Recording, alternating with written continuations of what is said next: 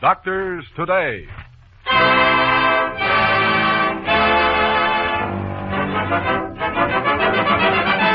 Remarkable new discoveries from the world of medicine.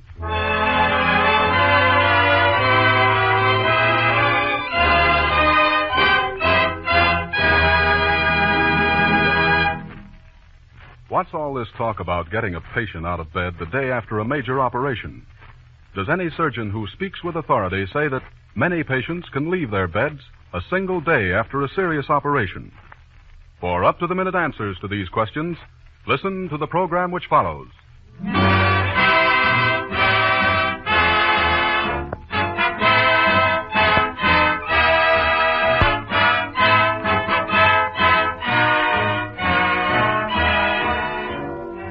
The American Medical Association, in cooperation with the National Broadcasting Company and its independent affiliated stations, presents Doctors Today, a weekly report on the progress of medical science. This week, a report on early ambulation.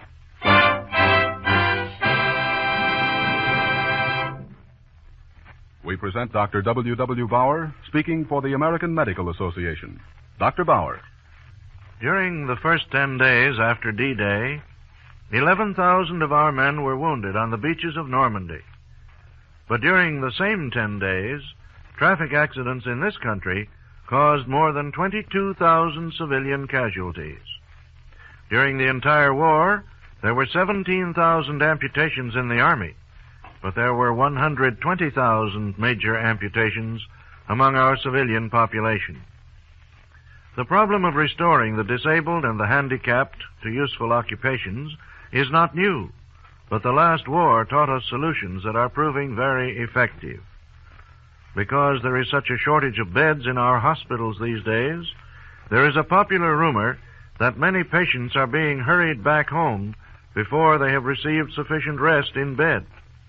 Let us examine the facts in the case of a typical operation. Here is the story of Joel Blake.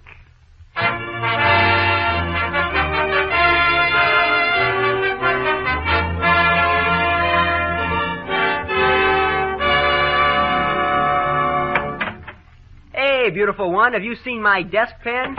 Your what? My desk pen. Oh, I thought so. You're using it. Yes, I borrowed it to get off a couple of letters. Mine isn't working. You don't mind, do you, Greg? Well, you might at least ask me for permission to use it. I hope I'm not being beastly about this. But before you help yourself to my stuff, why not say please? You weren't here, and I was in a mad rush to get off a letter.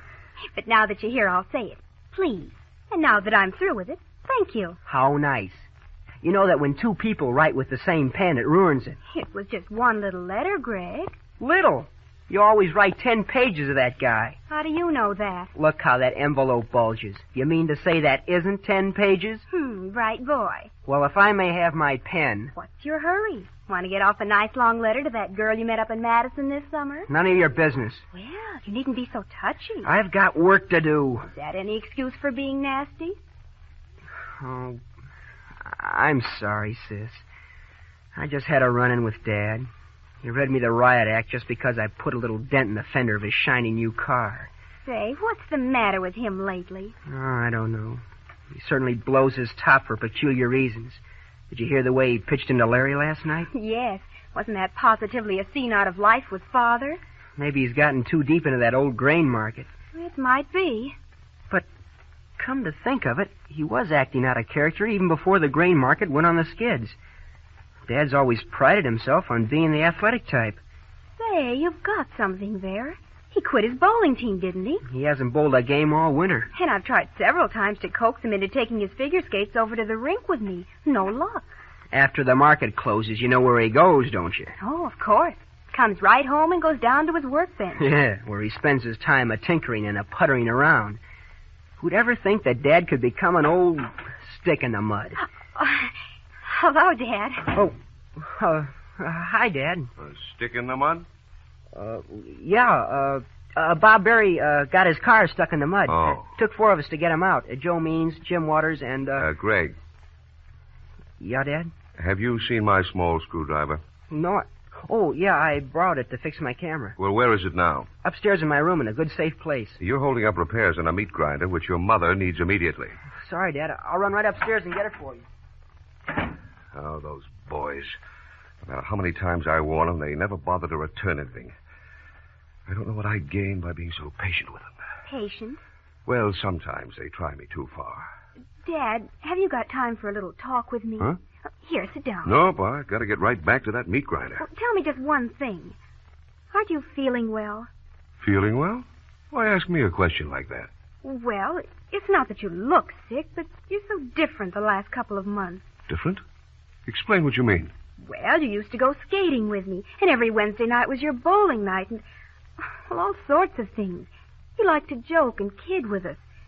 I don't know when I've heard you laugh lately. What's the matter, Dad? Oh, you wouldn't understand. I've got a lot in my mind these days. Market's going down, you know. Oh, is that all it is? Is that all? That's plenty for a man of my responsibilities. Here's your screwdriver, Dad.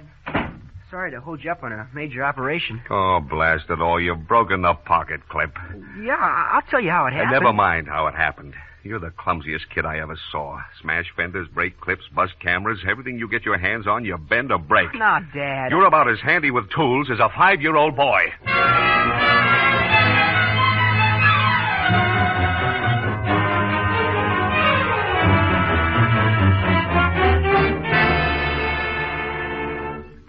Oh, dear.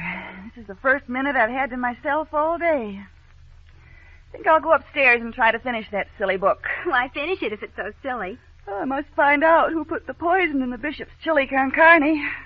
Ah, these murder mysteries. I always guess wrong. I wish you'd try to solve the big mystery around this house. Mystery? What do you mean? Why is Dad acting so queer? Queer. Mother, you know he never used to be like this. Hanging around the house all the time. These fits of temper over the smallest things. Glum, gloomy, grumpy. Getting so that I hate to come home. He's just worried, Lucy. He was caught short or something in the market. Dear, I wonder what he's up to now. He has Larry down there with him. I think they're trying to connect a pipe. What pipe? Something about the hot water heater. Oh. Mother, Yes, dear. Greg and Larry are getting so nervous whenever he speaks to them. Yes, I know. And the way he shouts at them. He's changed so in the last 2 months, even before he got into trouble in the market. Why don't you find out what it is and do something about it? Well, I can't stand much more of it. I'd rather go and live with Grandma. Oh, Lucy, you don't mean that. I do mean it, Mother. Either we have a showdown, or else some of us are going to leave home. All right. To tell the truth, I'm getting terribly upset myself. I'll have it out with him tonight.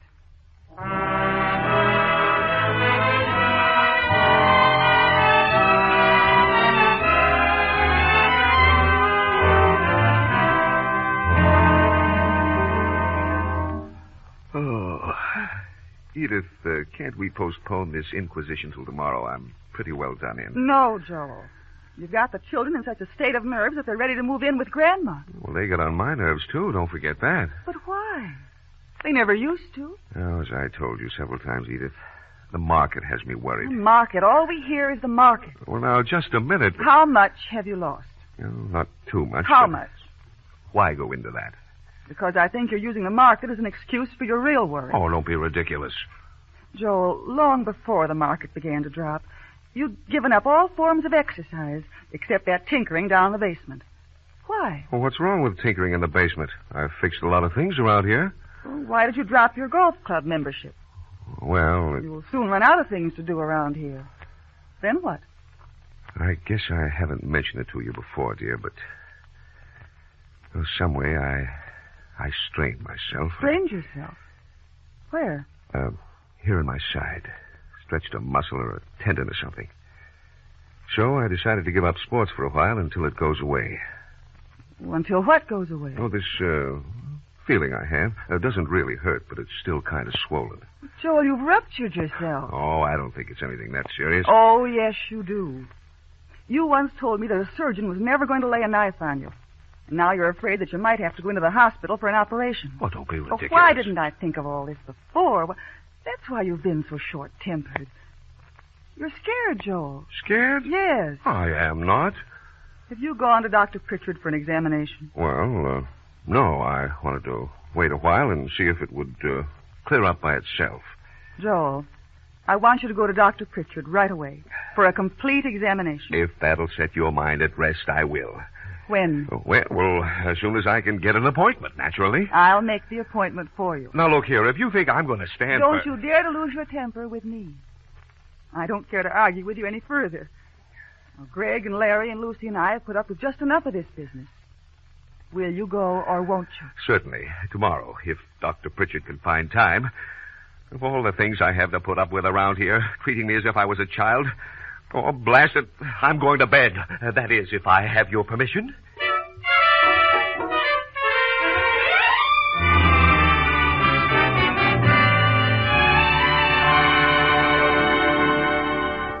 All right, Joel. I won't need to do any more. You can sit up. How's business these days? Oh, pretty good, Doctor. I'm busy, all right. You can go over there and sit down. Light up a cigarette if you wish. Well, what's the verdict, Doctor? Joel, it's just as you probably suspected. You have what's commonly called a rupture. Or, to describe it a little more accurately, an inguinal hernia. Oh, this means that I'll have to be careful not to do any heavy lifting, doesn't it? Not only that, Joel, but any vigorous activity might cause even more difficulty down there. Oh, that's what I suspected. I've given up bowling, golf, skating. I've been very careful with myself. That's pretty rough for an athletic fellow like you. Well, I am getting on in years, you know. Nonsense. Man, with your heart, blood pressure, sound organic conditions, no reason why you shouldn't get back to your favorite sports. I heard somewhere that there's a way to fix a hernia by injecting paraffin. No, Joel, that's only a quaint but laughable superstition with surgeons nowadays. Oh. The only way to get rid of that hernia is through surgery. It'll be a very simple operation. Oh, I couldn't possibly go to the hospital for an operation right at this time. Well, why not? Oh, the market's too unstable. Oh, Joel, a man in your position must have assistants who can carry on for a little while. They can reach you by phone. No, I wouldn't dare take a chance. On the operation? Yes. No, on my operations, I mean. Too much money involved. Well, I realize you might be taking a risk financially. You've been doing that for a good many years. But what about the risk you take by postponing this operation? What do you mean? I've known of men who've had hernias for years. Yes, but every hernia is a little different, you know. Some are more dangerous than others. If a loop of bowel descends and is pinched off, you'll have a strangulated hernia. I advise an immediate operation for you, Joe. Let's not wait until we're really in trouble. Doctor, I just can't spare the time. Time? I'll have you sitting up probably the next day. If all goes well, you'll be walking around in another day or so. No, with the market the way it is, risk is too great. You'll have the telephone right beside you. That's the way you transact most of your business anyway, isn't it? Sorry, Doctor, but it's not that simple. I have to have a lot of information. Well, can't your assistants take care of things for a while? No, I must be at my desk. Well, why not sell out for a while? You should be out of the hospital in 8 days and back at the office within 3 weeks. Doctor, what can you do for me to hold me over until I'm satisfied that the market has stabilized? I could have you fitted with a support that would give you a certain amount of relief and protection. Oh, that's what I want for the present. Joel, I'm offering you things that I couldn't possibly have provided a few years ago. Instead of 10 or 12 days in bed, you'll be up out of bed the very next day. I'll think of that. Oh, no, not at this time. No sale. Sorry. Sale? You think I'm trying to sell you my services? Oh, that isn't what I mean. Go to another surgeon. If you don't know who to see, I'll give you the names of a dozen. But to put off this operation for weeks or months until it becomes a strangulated hernia, I don't care what your financial risk is. This risk is too great.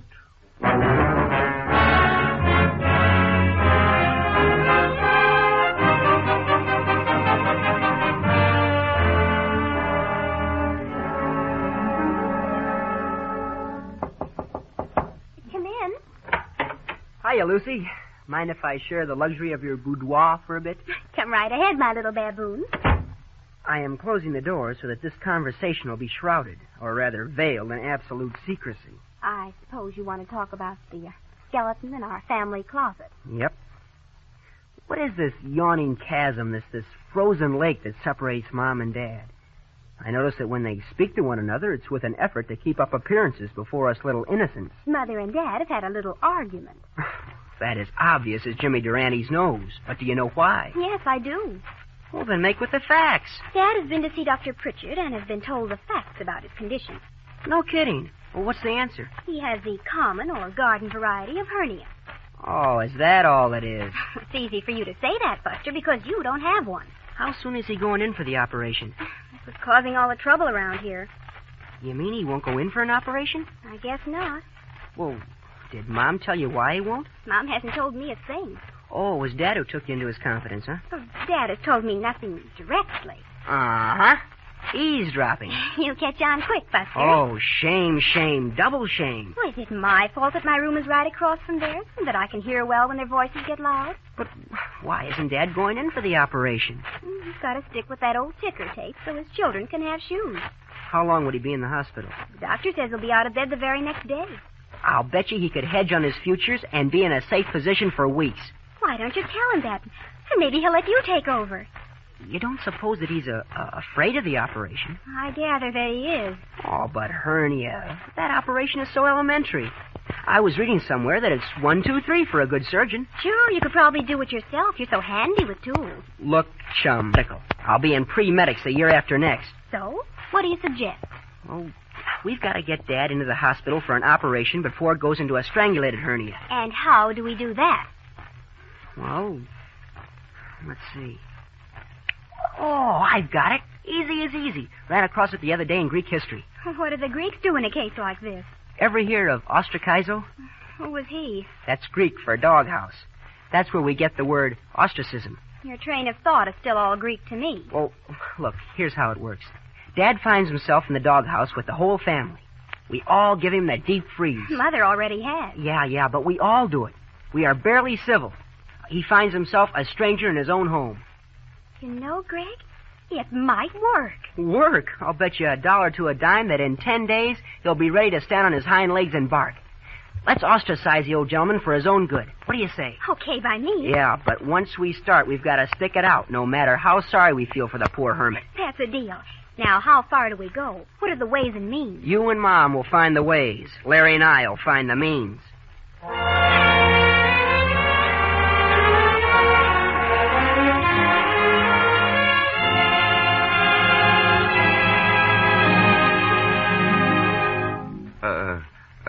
Pardon me, Greg, but are you finished with that part of the paper? Yeah. Thanks. It looks like Brooklyn might have a good ball team next year. I say it looks like Brooklyn might have a good ball team next year. Doesn't it? Yeah. Of course, the Cubs are going to look pretty good, too. I've been meaning to tell you that I've decided to let you use the car again, if you'll be a little more careful with it. Oh? Oh. Not much interested, are you? All right, then, you can't have it. Okay. Okay? Oh, blast it. Why am I being treated this way in my own home? Why am I being given a cold shoulder by everybody around this house? Now, Gregory, I want the answer, and I don't want just yes, no, or okay.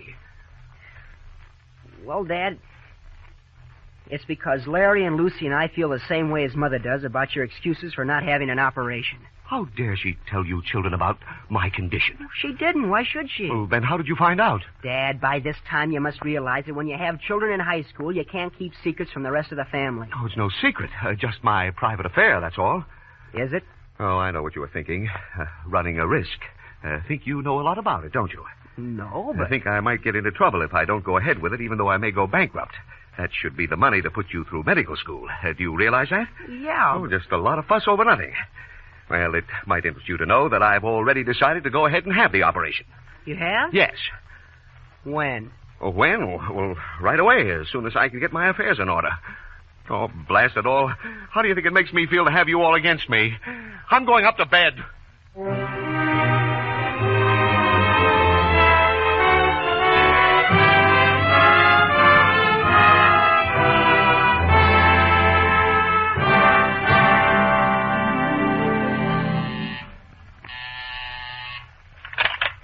Dr. Pritchard speaking. Dr. Pritchard, this is Joel Blake. Oh, yes, Joel. You wearing that support? Oh, yes, but... How's it working out? Is it comfortable? Oh, it's all right, I guess, but I've decided that I'd better come into the hospital for the operation. Well, good for you. Yes, I thought it over and decided, why wait? When can you schedule the operation? Well, how soon can you come in? Anytime after tomorrow. Fine. Let's make it Wednesday morning at 10 o'clock.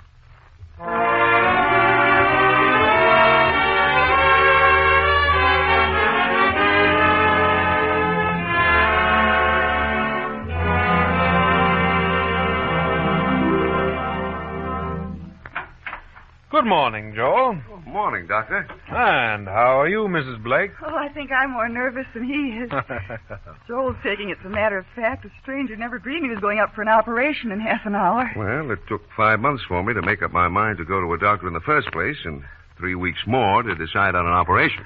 And now that it's too late to change your mind, the worst is over. What do you mean it's too late to change my mind? Well, Joel, in another half hour... A half hour. In 15 minutes, I could be up out of this bed, dressed, and out of this hospital. But you wouldn't do such a thing. Well, how do you know I wouldn't? Would you like to bet on it? I'd give you 10 to 1 odds. Doctor, say something. Do something. I think he means it.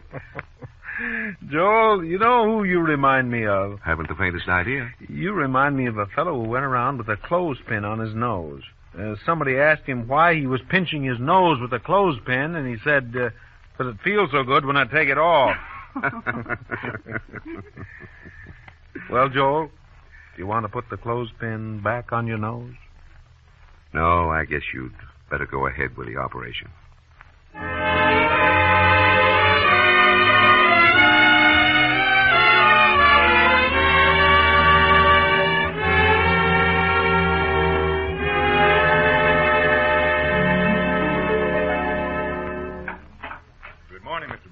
Oh, good morning. I'm Dr. Friedman, the surgical intern. Huh? How do you feel? Oh, I feel about like anyone would on the day after a major operation. Well, your nurse is coming in just a moment, and then we're going to let you sit up for a while. Sit up? Oh, no, you don't. I'm staying right where I am. You don't get me sitting up on the day after an operation. But your chart shows that everything's going fine. So Dr. Pritchard has given instructions to have you sit up for an hour this morning. Young man, I was railroaded into this hospital, and now that I'm here, I'm not going to be railroaded out of it. Now, you tell him I'm staying put. Now, Mr. Blake, I'm sorry, but... Just because this hospital is short of room, nobody's pushing me around. No, sir. I gave up a lot to come in here, and now that I'm in, I'm here for a good rest. Well, I'll simply have to report your attitude to Dr. Pritchard. Yes, and you might remind him that since I'm paying the bills, I have a few rights. All the nerve. What do you think I am, a horse?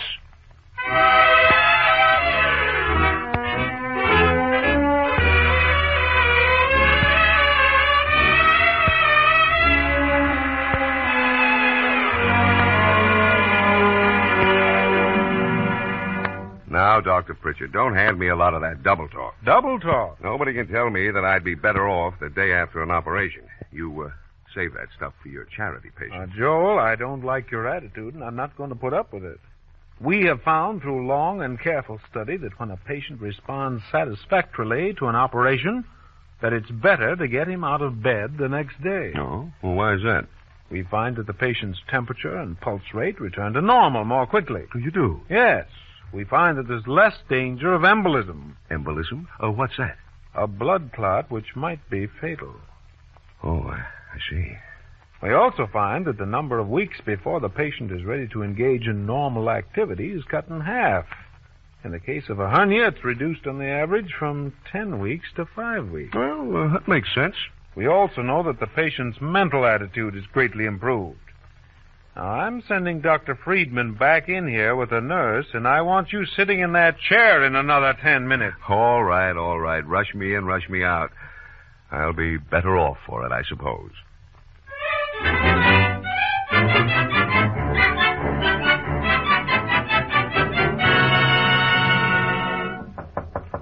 Come in. Why, Dad, you're sitting up already. Sitting up. I've been walking around since yesterday. How wonderful. Well, nothing wonderful about it. Dr. Pritchard says that a fellow with my constitution can be up out of bed on the first day. That's right. Oh, hello, Dr. Pritchard. Hello. In fact, he ordered me up, didn't you, Doctor? Yes. He developed a lazy streak, Lucy. Well, I guess this is the reward for being active in sports for so many years, isn't it, Doctor? Yes. Although you'd be surprised at how many elderly people are able to get up the first day, too. And I can go home in 8 more days, can't I? If everything continues to go smoothly, of course. Oh, Dad, aren't you glad you decided to go ahead with the operation? Yes, and I hope that this will be a lesson to you and the boys. Once you see what's best for you, go right ahead and don't be afraid of the future. That's how I cleaned up in the grain market.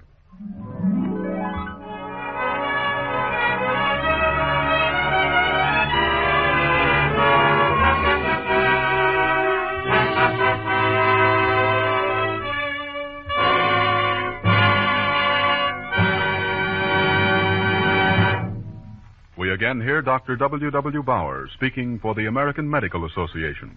Dr. Bauer. Almost a century and a quarter ago, a physician in Kentucky was startled and shocked to see his patient up out of bed the third day after a serious operation. Dr. Ephraim McDowell had performed the first operation for removal of an ovarian tumor on Mrs. Jane Todd Crawford at Danville, Kentucky, and the patient was being cared for in his own home when he came upon her making her own bed. Although the doctor was shocked and promptly sent her back to bed, her escapade did her no harm. She lived 33 years longer. For many years, patients were kept in bed and very quiet following operations, on the theory that rest and a minimum of disturbance would promote healing. There were some disadvantages to prolonged rest, especially in older persons and those who were weakened before operation. There was constant danger of pneumonia and sometimes bed sores. Rarely, but often enough to be disturbing, a patient who had apparently progressed satisfactorily at rest would drop dead of embolism when permitted to arise. In recent years, surgeons have sought to apply the lessons learned from primitive peoples whose women gave birth to children with little or no subsequent rest, and from observations having to do with the wartime casualties where prolonged rest was impossible. This experience has indicated that most patients do better if they are allowed to be up much more quickly after an operation than has usually been the case. Old people with leg fractures who used to die of pneumonia when kept in bed are now required to get up, and they do much better. Following operations for appendicitis, hernia, and many other conditions, early motion has proved beneficial. Nowadays, the surgeon is more likely to keep the patient in bed for prolonged rest before the operation than after. Preoperative rest with attention to diet and other measures to build up strength helps to assure better resistance to the shock of operation. Early activity after the operation helps to prevent postoperative pneumonias and embolism and promotes more rapid gain in strength.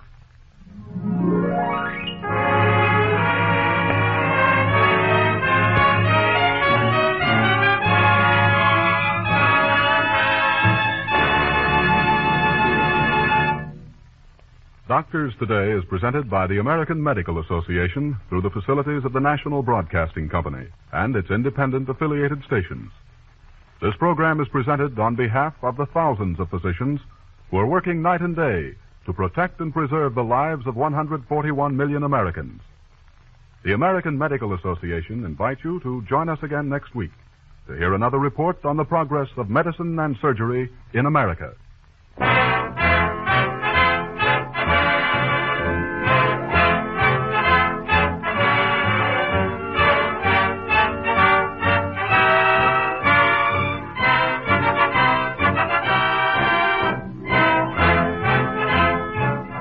Doctors Today, written by William J. Murphy, comes to you through the facilities of the National Broadcasting Company and the affiliated independent stations associated with the NBC network.